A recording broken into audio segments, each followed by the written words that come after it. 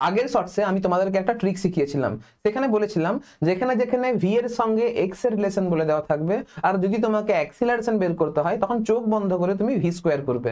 এই অঙ্কটা কিন্তু সেম ট্রিকের উপরে হবে, অঙ্কটা তোমরা চেষ্টা করতে পারো। আর যারা যারা বুঝতে চাও তারা স্ক্রিনশট নিয়ে অঙ্কটা পড়ো, তারপরে কিন্তু ট্রিক দিয়ে অঙ্কটা কি করে হচ্ছে সেটা বুঝবে।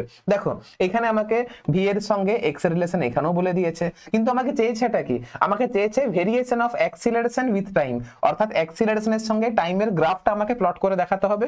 অনেকগুলো গ্রাফ অপশনে দেওয়া ছিল, আমি কিন্তু তুলিনি কারণ যেহেতু শর্ট আমার বোর্ডে আর জায়গা নেই।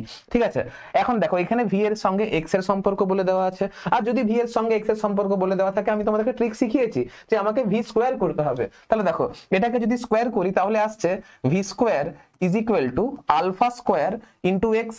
এবারে এটাকে আমাকে ডেরিভেটিভ করতে হবে, ডেরিভেটিভ করলে 2v dv dx is equal to alpha square, x এর ডেরিভেটিভ 1 হয়। এবারে এই যে ভি ডিভি ডিএক্স এইটাই তো আমার অ্যাক্সিলারেশন, তাহলে আমি পরিষ্কার দেখতে পাচ্ছি যে অ্যাক্সিলারেশন ইজ ইকুয়াল টু আসছে আলফা স্কোয়ার বাই 2।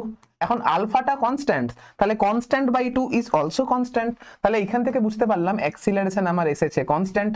এবারে আমাকে এই কনস্ট্যান্ট অ্যাক্সিলারেশনের ক্ষেত্রে আমাকে এ ভার্সেস টি গ্রাফটা প্লট করে দেখাতে হবে। তাহলে এইদিকে ওয়াই অ্যাক্সিসে রিপ্রেজেন্ট করছি অ্যাক্সিলারেশনকে, ওয়াই এক্স অ্যাক্সিসে রিপ্রেজেন্ট করছি টাইমকে, এইদিকে আমি রিপ্রেজেন্ট করছি অ্যাক্সিলারেশনকে, এইদিকে আমি রিপ্রেজেন্ট করছি টাইমকে।